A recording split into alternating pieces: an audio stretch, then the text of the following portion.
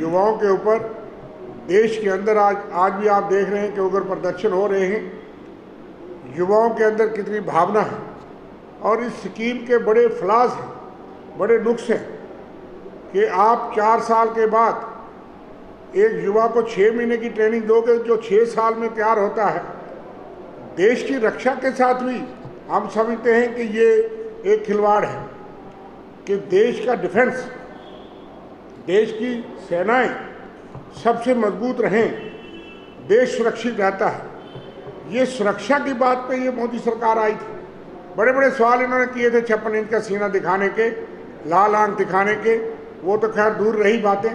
China कहाँ रोज़ शरारतें कर रहा है, अरुणाचल प्रदेश में क्या टाउनशिप तक बसा लिए।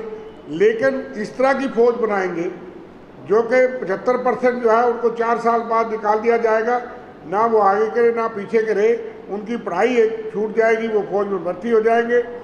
और 25% कौन वो भागी होंगे जो कि फौज में रहेंगे। तो बहुत से एक्सपर्ट्स का हम सुन रहे हैं कि उनका मानना यह है कि नौजवान देश की सेवा, ऑनर और उसके साथ अटैच होते हैं, उसके लिए कम से कम 6 साल में सही सोल्जर और जवान तैयार होता है और वो कम से कम 16 साल 17 साल में नौकरी करता है। लेकिन चौथे साल उसको घर भेज दिया जाएगा और देश की सेना की वो पंक्ति जो कि हम समझते हैं कि जिसकी वजह से हम सब सुरक्षित हैं। एक तो उसमें जो भावना है, बहुत बड़े जनरल्स और रिटायर्ड लोग सर्विंग तो बोल नहीं सकते, उन लोगों की राय जो है आई है वो इसके भिन्न है और स्कीम के विरुद्ध है।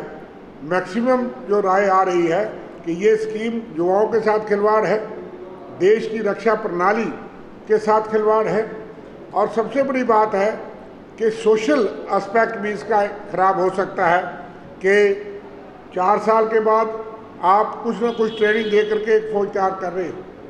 देश के अंदर कई किस्म के अनासर हैं और यही फौज, यही जो आप समझते हैं कि ये फौज जो होगी इसका कुछ मिसयूज भी हो सकता है और कई किस्म के फ्रस्ट्रेटेड यूथ जो है वो देश के लिए, समाज के लिए खतरा भी हो सकते हैं। इसलिए रेगुलर रिक्रूटमेंट का प्रोसेस जिस तरह से बाकी सब जगह ठेके कर दिए गए, अब ये लगता है ये भी एक ठेका सिस्टम हो गया कि रेगुलर रिक्रूटमेंट का प्रोसेस जो उसके बारे में सरकार खामोश है वो बंद हो गया।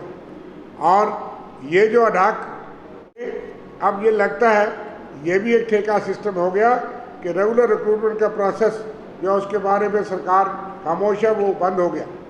और ये जो अडाक बाकी जगह तो चलता था लेकिन फौज में अडाकिज्म ये किसी ने सोचा नहीं होगा। और इसलिए इस स्कीम के खिलाफ जो है वो देश के नौजवान जो हैं वो सारे भड़के हुए हैं और वो युवा जो कई सालों से तैयारी करता था और आगे भी युवाओं की जो प्रेरणा स्रोत थे कि हम फौज में जाएंगे और इतने सालों तक बाद में उनको आगे की भी ज़रूरी नहीं कि 16 साल तो मिनिमम करते ही थे, 15-16 साल, लेकिन उसके आगे भी उनको प्रमोशन से लेकर के वो जो है वो सुबेदार मेजर तक 32 साल तक जो है वो नौकरी कर सकते थे।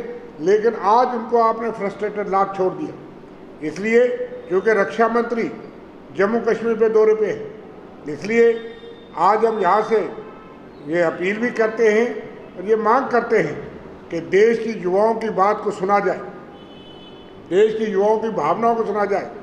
देश के युवाओं के साथ आगे ही आपने बहुत बड़ा खिलवाड़ किया, किसानों के साथ किया, मजदूरों के साथ किया, चलते चलते पैदल सड़कों पे मारे गए कोरोना के दौरान में।